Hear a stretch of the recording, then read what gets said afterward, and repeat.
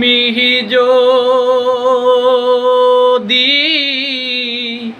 মাফ না করো আল্লাহ বান্দারে, বলো তোমার বান্দা যাবে কার কাছে, বলো তোমার বান্দা যাবে কার কাছে। তুমি যদি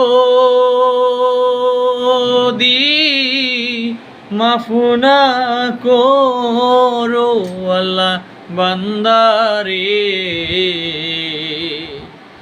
বলো তোমার বান্দা যাবে কার কাছে, বলো তোমার বান্দা যাবে কার কাছে।